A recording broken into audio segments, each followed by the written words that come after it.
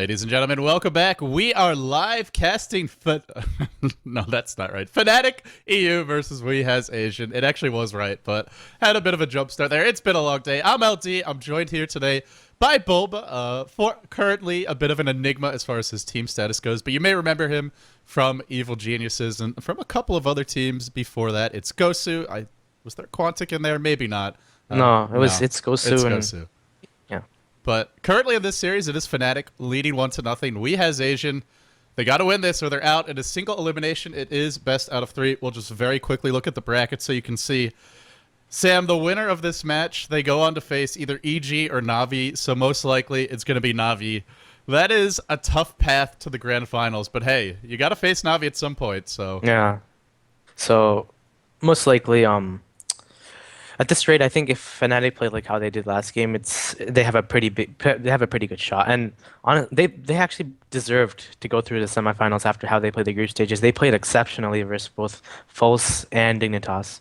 So, and it was really good since I think both the winners of Group B and Group D, I think paid off because whoever got second, both those groups had to play either Na'Vi or Empire. So, it was pretty bad. I mean, running into both these teams into the semifinals. Yeah, it's either way, it's like behind both doors lurks something unpleasant. It's just a different brand of unpleasant.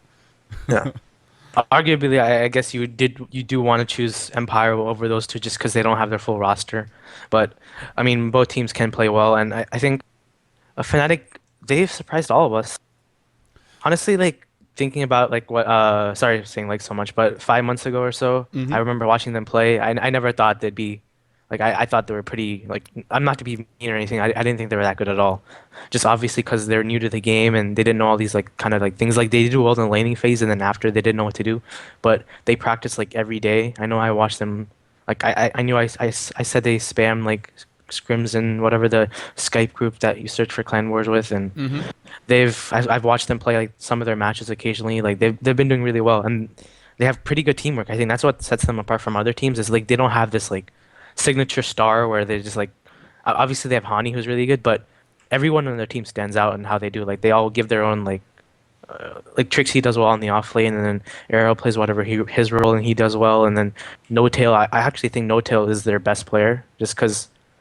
I remember I didn't watch Han much, but I remember he was like top mid player back in Han or something. Because Korak is one of my friends, and he used to so he was like considered a top mid player in Han, but he's like playing the support role now. So I was pretty surprised to see him that, but he's actually playing it really well. I remember his Chen versus Dignitas was amazing. So his micro, and he got like they awarded all his camps, but he still did really well. And last game his Enigma was amazing too. So he's playing really well. I think he's been an MVP of Fnatic this tournament. Well, he certainly was last game. There was a couple of nice reverse polarities from Trixie, but he also had his snafus. I don't think we saw one airball on the black hole. I do remember that. That was what looked to be kind of a disaster of a team fight. They had so much trouble breaking through the turtle of WhA has Asians, but in the end, Fnatic, it came down to No Tail hitting a double black hole, refresher black hole, and caught everyone. And this came after the Shadow Fiend played by Hani, who was like 17, 1-10 with that game. Maybe not quite that high. He had one death, and it came right as that fight broke out. And they still wiped the enemy team, and it was because, well, that black hole hit absolutely everybody. So, like you said, and he had the refresher too. So, well, honestly, they also had so much space to farm those items. Like never in a game you'd see. I've never actually seen that much farm on every hero on one team. Like that tide was stacked. Like talking about that support tide, that 5 tide. Christ. Like AC and Vlad. That was insane. He had more farm than the Chaos Knight as a support, like a 5. It wasn't even a support tide. It was a 5 position tide. It was the hard support for the team. That's brutal. It's a pretty nice play overall by everyone, I think, on Fnatic last game. And I think looking into their lineup, they have the Night Stalker and they have the Chen. So No Tail is probably going to take that Chen, and Fly I think is going to take the HD. Yeah, and that would leave Era on the Night Stalker, which is quickly becoming his go-to hero almost every single match I've seen them play. It's been an Era Night Stalker. Last game, I felt his movement was a bit of a weak spot for Fnatic. I felt it wasn't as efficient as you would like, and, well, he didn't farm particularly well. Generally, Night Stalker doesn't, but he also wasn't finding many kills. You can also credit WhA has Asian for great positioning as far as that goes. This is a game where Night Stalker can be aggressive. He's got Chen backing him up. He's got Jakiro backing him up. So if he tower dives, there's always Hand of God. There's, well, I guess it's Test of Faith now to send him back to base. There's a lot of defensive capabilities, so I always like to see a hero like Chen picked up when you have aggressive tower divers because it just lets you not only be aggressive and get away with it, but also when you get the kills, you turn them into tower kills. Yeah. And another thing with Fnatic, the way they play right now, just based on they love just going as five and pushing all towers with their like mega team fight heroes. Like I remember versus Dignitas, they had what? They had the I forgot what heroes did they have? Mm. Enigma, and then they had Last game? Luna, like versus Oh, Dignitas, you said. yeah, versus Dignitas. They had the Enigma and then the Luna, like all these kind of team fight heroes. And then the last game they had the same kind of stuff. So they love going as five. They just like love pushing that early tower on their safe lane and then just going as five. Yeah, and well, they don't quite have that kind of lineup this game. They already it's a lot less team fight. They actually banned Magnus, which shows you. I think this is what every team should be doing right now. Frankly, I feel if you don't have first pick, I'd rather play against TA than Magnus. That's just me, but I see Magnus winning a lot more games. He's also a lot more versatile in the laning stage. Like he can solo mid. You mentioned that. We see him off lane. I mean, if you wanted, you could. I mean, you could maybe even play him in the safe lane, although it'd be a bit of a waste. But he's a lot more versatile and he catches up better. Whereas with TA, she's kind of a snowball here. I know Puppy said in the past, recently talked to Bruno from Dota Academy, from the guys who do the stats for all the competitive matches, and he's actually saying he thinks that Batrider and TA are the two heroes that basically win you a lane if you pick them up. Unless you get Bat and the enemy gets TA, then the Batrider generally beats the TA 1v1. I actually honestly think TA has been kind of I haven't seen as much dominance as Yeah. before. So I mean, like considering to how what both a mag and a Batrider bring to a fight, I know that TA brings a lot. I mean, they bring a lot more than a TA. I mean, TA has like the single darp target like spells, and he can totally win a team fight. I mean, he can totally like burst people down, but he doesn't have the team fight that both Bat and Mag do. And Bat like scales solo early game too. That's another thing with him. Right, and he's so versatile with laning. That's again, it's even more versatile than Magnetar. He can offlane great. He can mid. He can even jungle pretty effectively. I've seen teams give him the safe lane farm for a few levels and then send him into the jungle, stack up the camps, farm them with Firefly. Like Batrider, very versatile in the lanes. Great initiator. Great at ganking. Obviously, he's even when the game goes late, Batrider is a powerful ally to have on your team because he can just isolate the carry, bring them down. So you can never just have one farm carry against him. You need to have several heroes who can contribute. But enough about Batrider because he is banned. WhA Asian. They go for a lot shorter range kind of lineup. They don't have Twin-Headed Dragon. They don't have Keeper of the Light. And not only shorter range, but just fundamentally a different approach. With the Bounty Hunter pick, this is not a turtling lineup. They do have some spam now with the Windrunner. You can go for Lightning on the Shrek. Fatebolt's not bad, but what do you think? A Bounty Hunter, but how are they going to set up these ganks with the Bounty Hunter? They actually have like the early game. I think. I mean, they have the Rubik and Leshrac. I think both Rubik and Leshrac will be the supports, and that combo is actually pretty good. And Bounty Hunter is obviously going to be on their bottom lane, but that actually I don't know.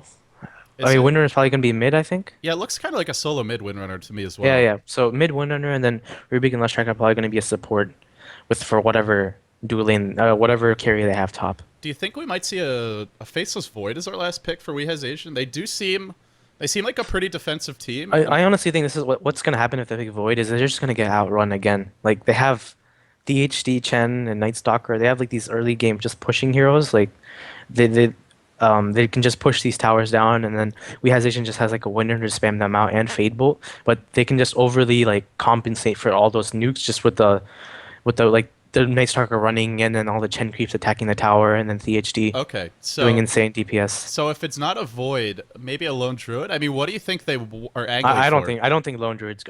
Honestly, it's hard to say. I mean, they do need that physical DPS. Possibly a Void, like you said. What else is there? It's hard to say. Well, I saw that there's Unicorn guy play Void versus I think Mao Sports, or I didn't watch him, but I saw the replay. wow. Again, they go for the Shadow Fiend. This game it feels a little bit riskier because there's a lot more lockdown, and there's a Bounty Hunter, and these heroes, well, especially with Chen, because sure he can gank, but he doesn't really support your lane directly the same way that the mid pulling kind of heroes can. Yeah, but if the thing is, if we as Asian doesn't aggressive tri lane, like this SF's just gonna farm again, and it's gonna be the same thing, and they're just gonna push with SF and Night Stalker and all these like just early game heroes and mid game and get a huge lead and then win. That's just what I think. But we as Asian does have the lineup to put more pressure, but which I do think they have to do.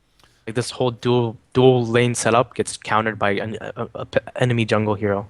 So Right, you can pick them apart. You can also just push the other lanes, or just choose a lane and barrel it down. And then it's two heroes, not getting that much experience. And it is the void for WhA Asian.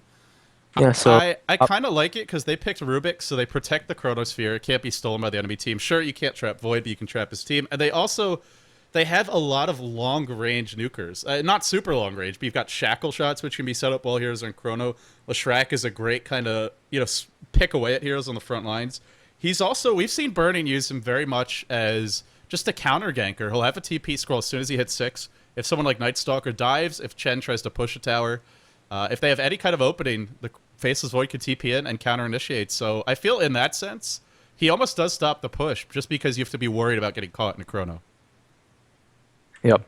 But honestly, the problem is there was no other there was no other hero I think in the pool like they could have picked. I mean, possibly an AM, but AM wouldn't give you that team fight that Void does. Even a Tiny, I don't know. There's not much. Oh, a Brood. I love this pick by Fnatic. That's gonna make their lanes a lot stronger. Well, we as Asian do have a Bounty Hunter, which won't help you in the lanes, but come mid game, come late game, it can be rather annoying for Brood to Yeah, split the push. problem right now is this kind of eliminates the aggressive tri lane from We Has Asian because they're gonna send that Brood top, and if We Has Asian aggressive tri lanes, they're gonna lose that top lane to the Brood. I mean, Brood can beat Windrunner and Bounty just by applying so much pressure with their Brood things at level 3 and so on. Yeah, last game we saw a lot of heroes that can counter Brood, Mag, Tidehunter, but none of those are in this game. So I suppose Void does okay against her with sentries just because he can trade blows effectively. Especially with an early Poor Man Shield, he's not going to care as much about Spiderling Harass. He can go for the early Tranquil Boots, which we see some players do. I feel like the Void matches up okay with support, but it creates pressure on one side of the map, and then Chen can go push the other. And especially if it's a safe lane Shadow Fiend, which is what we expect, they're gonna push fast with this Chen. Yeah. The thing about this is Prepare for Brood, battle. they have to contain. They have to keep both supports on their Brood. Like this Leshrac is gonna pull, and then the Rubik is gonna be on the Brood. But Brood he's gonna go up there to put the web early on. But with the ideal item setup, he can actually just trade hits with the Rubik and then win out in that end. So both Rubik and Leshrac, they have kill potential on the Brood though. That's the thing. Like Brood can't play overly cocky on them because with the Sentry and then the Rubik lift up and then the stun with the telekinesis and the Void Ray clicks, if he gets good at bash, Brood is gonna die most of the time. Well, Trixie does the smart thing, kills off the trees. I wonder when we're gonna see the sentries go down. Yeah. They have one set. Cryasia, if you look where he is, he wants to put the obs there. I think to block the small camp possibly, but he's hiding in there. Oh, probably just to block Chen's creeps. He doesn't want Chen to free. Well, I know you're a player who's certainly expressed his reservations about the mid pulls.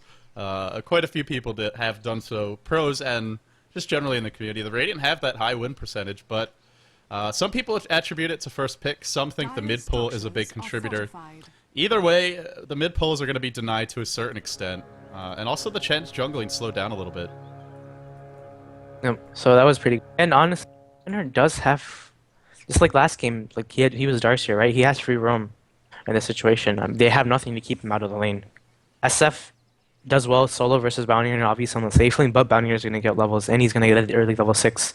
The thing is, if they can get some good fights later on with Track, get a few kills, and just kite them late game with Track, they can honestly win this game. They have the heroes.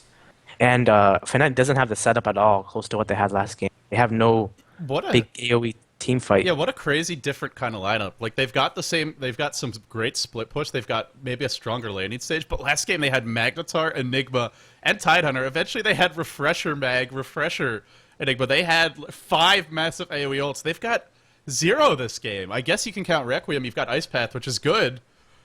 But there's going to be a BKB on this Void eventually, I would assume, if this game goes long enough. And how do you deal with the Void late game? You've got to be ahead. You can't fight on even footing. I would say, what do you think the window is for Fnatic? I would say if this game is even and they don't have massive map control advantage going, like by the time it gets to 30 minutes, I think it's WhA has Asian's game to lose. Yeah, definitely. The thing is, with those heroes, they are going to get the early because they can push bottom early, especially with both the HD. And if they try to shut down bottom, then they're not dealing with the Brood. So either way, it looks Wow, pretty good. I don't. They could have maybe done a lot of damage to that Night Stalker. They kind of Yeah, that's really passive. And you know there's a Chens and a Broodmother. I mean, what are they going to do? Like, they can't really help him. Yeah, so they just gave him that double damage. That's gonna help him a lot mid versus Windrunner. And it's actually a dual lane mid. Is it a bottle rush from Era? No, it's not. He's going... Well, especially with all these stats, he's gonna have a pretty easy time in this lane. So no mid pulls to start. We may see them later, but with the camp boarded, it's not going to happen. What do you think about... Can you check Skype 1 second? Yeah, sure. Okay, so we have a dual lane mid. Let's introduce the players now. Fly, as well as Era. Fly, I've been told, is the captain. I thought it was Hani, but apparently I'm wrong about that. Fly, the captain for the squad, formerly known as Bot. Top lane, though, it's no, it's just some action on Trixie. Era, played that Night Stalker, has played this hero quite a few times this event. I see a lot of people just tuning now. This is game number 1 of Fnatic versus WhA Asian. It's a best out of... Sorry, game number 2. This is a best out of 3. Game number 1 went the way of Fnatic. It was a real drawn-out back-and-forth turtle fest, but in the end, WhA Asian were not able to hang on. They lost that game to just the mother of all ultimate combos. The last player for Fnatic, No Tail on the Chen, played the Enigma last game. Over on the side of WhA Asian, we have Crit, who's had some huge games today. Not really the best game last time around for WhA Asians. He's playing the Windrunner solo in mid. We have Unicorn on that safe lane Void. Early Quelling Blade, so far, farming quite well. Broodmother, not so much. HHNP on the Rubik. And it is a defensive tri-lane. RMC on the Leshrac, doing a lot of pulls, doing a lot of stacking. Last but not least, we have Cry, the off-lane bounty hunter. And Sorry about that. no problem. But I just finished introducing the players, so how do you think about the lanes? And well, Trixie's getting a lot of experience coming his way top. I don't agree with this bounty hunter's build. He rushes boots, but based on what the heroes that Radiant has, he could have just went PMS or Stout Shield, because he got pulled anyways, right? Right. He could have just went PMS and essentially just crushed the Shadow Fiend solo. But he doesn't, and he went for boots and not a Stout Shield, so he can't trade hits with SF. And they don't have sentries for him. Like, sometimes we see... Yeah, this is awful. Like, I don't agree at all with what he did. But what lane possibilities would he think? Would that have been SF mid and THD Nightstalker bottom? Would he maybe have thought that? But probably not, because SF usually goes safe lane based on how Fnatic plays. So well, mid lane they go into Crit. He doesn't have Wind Run for the moment. They're really diving this. Okay, yep. The silence not going to be enough. Crit will be okay. Has gone for... Well, has gotten the early point Wind Run early, which... we mentioned the mags who skip Skewer at level 1, but we're not going to see that kind of an easy first blood. Nightstalker is farming well. Void and Shadow Fiend. 3 heroes getting a lot of farm. The rest not so much. And this is going to be a pretty fast level 6 for Unicorn. It's not like they're not really stealing any farm in the lane. They're just pulling constantly. Rubik and Leshrac. And where's the pressure elsewhere? You know, the one thing we talked about, Sam, is that No Tail can come out of the jungle around like that 5-6 minute mark, and they can easily get 2 towers in this bottom lane. But so far, so good. yeah. So basically, this bounty hunter had the possibility to win this off lane, just like being equal. Now SF is totally crushing him. SF has what, 17 CS and 11 denies, while bounty hunter just has 7. That's mainly because this guy has a boots first, so he can't tank any right clicks at all from SF. It does full damage. So, and Winner is getting caught in it again, but he's gonna be fine. Yeah, but they really can't kill her, and they're not keeping Yeah, her that's out of a experience problem. range. She's not farming that well, but I think it's worth it to occupy 2 heroes. Although this, well, just more harassment. I don't think they can kill her, but they are bringing her very low. Has the salve. Still, you're dual laning mid, and, well, this might be it. Here comes No Tail. He's sprinting the trap. Windrun is available, but not using it just yet. Now the Ice Path not taking the physical damage. No Tail needs a body block. Not going to find it. Now the turnaround. This could be a big play from Crit, looking for No Tail, juking all over the place. Doesn't have salve, spending all his gold. He's about to give up a first blood. What a play from Crit. Dodges the 3-hero gank mid and picks up a first blood for his team. Now the Invis bottom. That really shouldn't happen. You dual lane mid, and then Chen comes to gank, and Windrunner gets the first blood in the end. Yeah, they didn't have. That was actually pretty bad timing there by No Tail. I mean, he came in when they already used all their spells, and I don't think Era had mana. Top lane Trixie is going to get split earth after the nuke, and then Unicorn comes in with the slow, but walking out of sentry range, and Trixie... Bash. Yeah, needed the bash.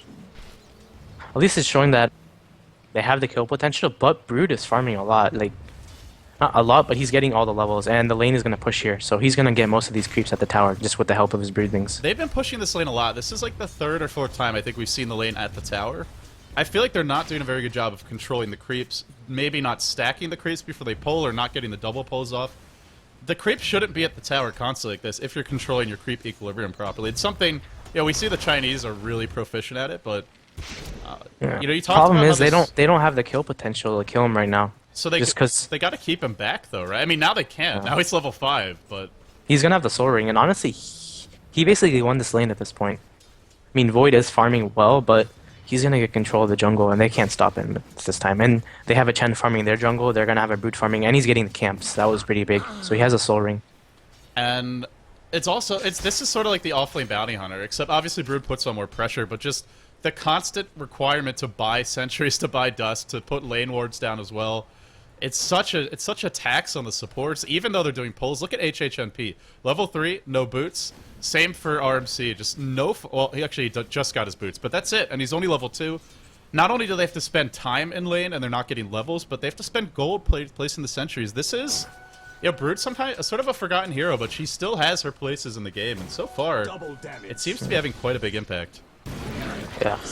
So Uh-oh. I don't know what Leshrek's trying to do. They're trying to pull the camp after it died. But anyway, winner is gonna get ganked again. Oh, again? Really? Oh, no.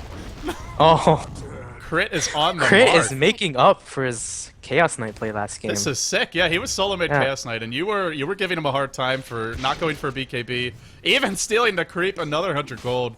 Wow, this is some seriously high impact solo mid Windrunner. And Fnatic keep on beating their head against that brick wall. Oh, Trixie's going on top. Oh God. Not really the best chrono. Void. What was that, man? Catches both. Still of the gonna get him? supports. Oh, Oh, that was good. and he went for a If- Midas, so he is. Yeah, gonna if he get pretty far. chronoed to the left, he probably would have gotten him, but he did the other thing. Actually, I've been seeing this build a lot, where Void's been going for Midas, and then Yeah, Mask of I Madness know- and I know- Maelstrom. yeah, I know Fear loved doing that build actually before.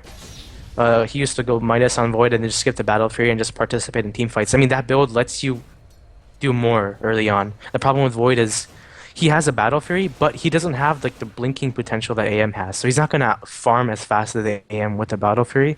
So why don't you just go for like utilize the Void's buff last patch, which is basically Time Lock does extra damage in the Chrono. So you have this Chrono, and then you have the Void just time locking people in it with the Mask of Madness and the Maelstrom.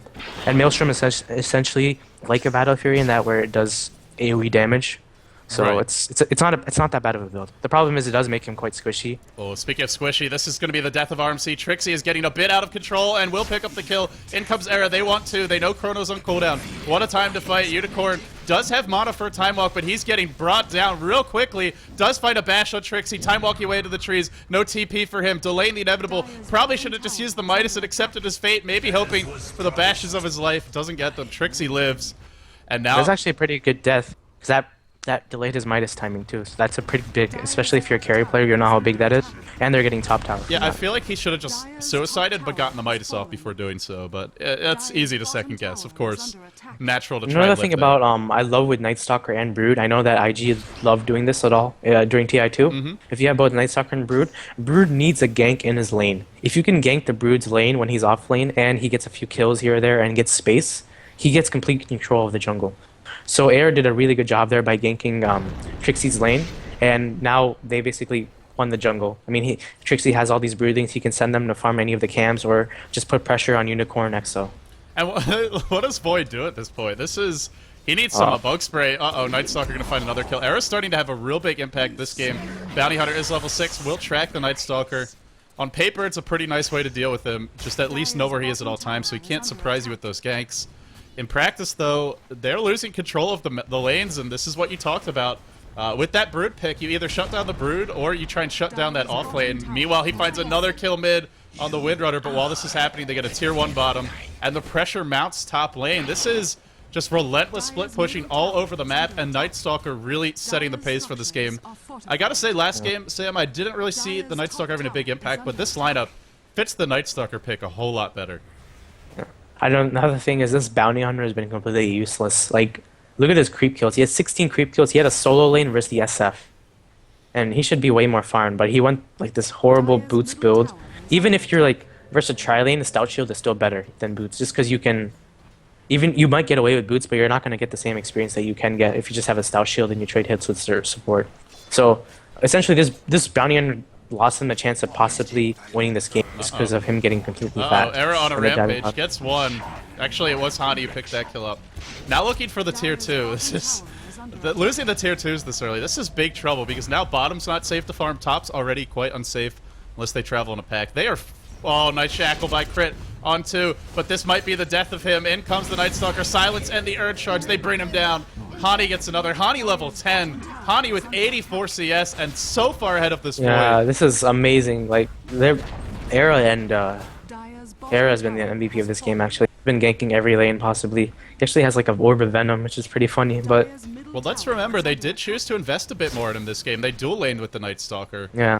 And it's Well, the paid thing off. about Radiant is you're always going to dual lane mid with Radiant these days just because you have the mid pull. So regardless of what solo is on Radiant, you're going to have a support pulling for him mid. Right. This is how Dota's become right now. So he got to support this game with the mid pull and he had more farm. And he's doing more with it. The problem right now is I don't see... WhA Asian had the opportunity to win. They essentially did well mid lane. And they had the possibility to win bottom lane. Or even do better. Like, Bounty Hunter could have done a lot better versus the SF, but he got completely stomped. And top lane lost because the Brood got a lot of space, and Void's gonna die again. Here. Oh, maybe not. Then backtracks the Void. Yeah. I think that might be enough to save him. Split Earth. Nice juke by Era, but the Chrono is here. I don't know if he wants to fight this. He thinks about fighting. Then he time walks away. Can they chase him down? Here comes the army of Spider Ladies. The sentry gets dropped. Look at how fast HNP melts. And now Hani comes in, unwinds, unloads the ult. Big damage from him, trying to finish off RMC. Easy for him as well. Crit trying to run away. And it doesn't matter that these heroes are tracked. They keep on finding kills. Era diving the Void at the tower. Now tracked. Hand of God. Fueling the aggression. Keeping them all alive for the moment. Wow, they are just executing. This is a totally different game plan from last game, but I gotta say, they're executing it better. This is impressive play from Fnatic, and they want Crit. Crit may die here as well. Wow, Oh, nice, what a block. nice play there by Trixie. What a But block. SF is going for Perseverance Yasha, so Well, yeah, Lincoln's? I Lincoln's? guess I so he don't doesn't know. get tracked. This is kind it's of probably a trollish. Han build or something. It feels a little trollish, but it's working. Regardless what happens, he's just gonna completely skyrocket just because of how much farm he got. I don't know. I hate to say it, but this Bounty Hunter had the opportunity of his life. I don't want to be critical, but I am. So, sorry Bounty Hunter, you lost him this game. Well, right, because Shadow Fiend is so squishy that one Janata auto attack brings him down like a Yeah, he fifth had of his like, health. Bounty Hunter with the pool regen that he had. If he just went the normal build, he could have beat him, but he didn't. He's just been completely useless. He hasn't really gotten any track kills. He's 0-1 and 0. So Well, they have, I guess they have a little bit of comeback potential. They have a decent Turley lineup. Leshrac has gone for Lightning, so I suppose it's not 100% over, but I don't know how you break. It's a contained, like they're containing them just by split pushing. You know, like they can't really leave these lanes. They can't go ganking. Bounty, even if he wants to find track kills, like the window for opportunity for that's kind of gone. I mean, where are you going to find them? Maybe the Brood, but Brood is not an easy kill. 1,700 gold. I think there's something on the courier for her. No, apparently not. Like, Trixie just doesn't care. He just walks away. This is very annoying. So what do you think you do now if your WhA Asian? What they can, just what can you do? smoked Fnatic, but Right. I don't know. They have like you can't turtle like what they did last game, because Brood is gonna just push your lane and they can split push a lot better. Last game the problem with Fnatic's lineup is they couldn't split push as well because they had all these team fight central heroes, but now they have a Brood, they have a Night Stalker, and they have an SF, so they can push all lanes and not really just stay to one. And So like while they're pushing bottom, Brood can be pushing top, and WhA Asian does not have the lineup to defend both. they just have so much damage too, and so many heroes that just don't give a crap and charge in. Ice Pat's gonna catch up. Bounty Hunter now netted up. Good control from No Tail, and the burst damage overwhelms WhA Asian. You know, another thing that's worth pointing out is when you run that solo, that Windrunner is more of a early game farmer, getting that solo mid. You want to see a quick mech or force staff. They need something to help keep the team alive, but everyone's so squishy. Look at that one raise. Leshrac down to half health. Now the tower falls. There's one outer tower remaining. The nets from this damn Chen. So strong. Unicorn wants to engage, but really, what can he do? He's got no damage items. Fnatic, after taking a full hour to deal with WhA Asian last game, just said, screw it, we're getting more aggressive heroes, we're going to push you down early, we're not letting you turtle, and they are just steamrolling their way through WhA Asian, poised to take this series right now. Yeah. And I think most people predicted this would happen. Like whoever got first place in these group basically was gonna play WhA Asian or Mouse, and I predicted both Fnatic and Dignitas to probably beat them. So Fnatic has a pretty easy ride to Here this we one. go. Unicorn catches two with the Chrono. The raises are there, though, and they're bringing down the Void. Requiem gets unloaded as well. Drops everyone to about half HP. They want to go help Bounty. They can't. Hani is out of control. Double kill for him. Era in the front lines. Armlet on him. Just going for the pure tower diving, burst damage style build. I actually thought they could have dove the base, but they're going to play it safe. Don't want to give anything away. And there are some tracks afoot, so it's a smart play. Can they really go high ground now? I think they might have everything they need to do it, except for the mech, which unfortunately is in the stash. No tail. Doesn't seem like you even need it. This is... What a beating Fnatic is administering here. Yeah, I love how Fnatic's playing, actually. Like, all flame aside, they're Han players. Who gives a shit? They're playing really well. So, nice to see them do this. Era has his armlet out. Yeah. They're just putting huge pressure. They're going to rax this by 16 minutes. Yeah, and once you start losing racks to Brood, you don't come back from that without some serious throwing. Trixie does get shackled. He might die, but look at the damage. Hani again with the raises. Fnatic are just absolutely crushing their way through. Hani is godlike. Last game it was 17-1-10, but it took him 60 minutes. This game 9-0-2, and it's only taken him 16. Of course, the real difference maker for this team has been, I think, No Tail on his Chen, and especially the Night Stalker. Just so effective, so impressive. Fnatic, it may be Na'Vi who awaits them. We'll have to find out, but they are going to be playing either EG or Na'Vi in the semifinals.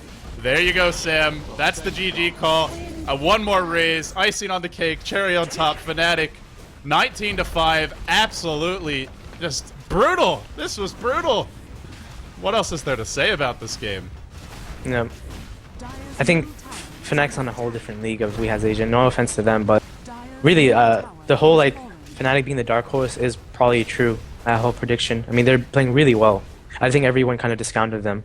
It's because they didn't play well before and like a month ago, but they improved a lot and they practiced, so nice to see them do well. And I love how they're playing. Like, they're not playing this like a passive style of play where they just stack all these camps and farm. They're just actually pushing and getting early advantages. But the problem is right now they're having the safe lane that's Steph, and no team is actually putting any pressure on him. He's just getting all this farm and he's just moving around the map and completely dominating them. Yeah, you really can't count on that. And obviously they're gonna play what, Na'Vi and EG next, I think. Or is it going to be Empire? I don't know. I think Empire would be Empire's on the other side of the bracket, but, you know, even let's say somehow they make it to the grand finals. Who knows? Maybe EG beats Na'Vi, Fnatic beats them. Then you have Empire waiting. You talk about pressure in the safe lane. My God, they put on more pressure in the safe lane, or in their suicide lane, in the enemy safe lane, than probably almost all of the rest of the teams of this tournament combined. So it'll be interesting to see. I mean, I do think they have the potential to actually go to the finals in this tournament. It just depends. I think they're playing both EG or Na'Vi, so both teams are pretty strong right now. So I don't know who they could beat. I mean, they just have to play well and they can't make mistakes. But they have really good teamwork. That's really, like, I'm just watching. Like, they move like one team. They don't have like a player diving here and there, and so at least they're like, I do know that they won a lot in Han. Right. So maybe they have a lot of experience in LAN compared to these other teams like Dignitas and stuff, which have not really played in LAN much and don't have the experience. So they do have the LAN, and they didn't have the Dota experience, but now they do. So they're playing really well right now. And they've been together as a team for a long time, especially the core of this team in No Tail, Bot, and Trixie, who left them for a little bit, has returned. Hani and Era, somewhat newer additions, and Trixie, as mentioned, left the team a while ago, but he has come back to the fold. But overall, they have quite a bit more experience than a lot of Dota teams. A lot of these teams in the event are relatively new. Sure, some of them have played together, but Fnatic, I would say, as far as teamwork goes, well, they have the foundations for great teamwork. Ladies and gentlemen, that wraps it up for our Fnatic versus WhA Asians quarterfinal. I'm LD, of course, but more importantly, he's Bulba. If you enjoy his cast, I see a lot of people were impressed by the analysis, which you should be. He is damn smart. Twitter.com/BulbaDota. You guys should be following him, support him, and hopefully whatever team he lands himself on in the future. But it will be Fnatic moving forward into the semifinals of Dreamhack Winter 2012. They have a break. They have some time to celebrate, but they will come back tomorrow. And that, of course, will be on twitch.tv/DreamhackDota on the live stream with 2GD, Jurassical Toby, and Gods casting and presenting those games. Should be fantastic. We have another best out of 3 coming up. This one, I was actually a bit more excited for it than this series, although this series has turned out to be quite great. No Tidehunter versus Absolute Legends. We'll be coming back with that best out of 3. in a little while. I think Sam may have to go, but I hopefully will have another caster coming. So thanks again for tuning in, guys. If you enjoy the broadcasts, if you want to support Beyond the Summit, be sure to subscribe. Only $5 a month, and it really does make a difference. We appreciate your support either way. Thanks for tuning in. For now, this is LD and Bulba, signing off.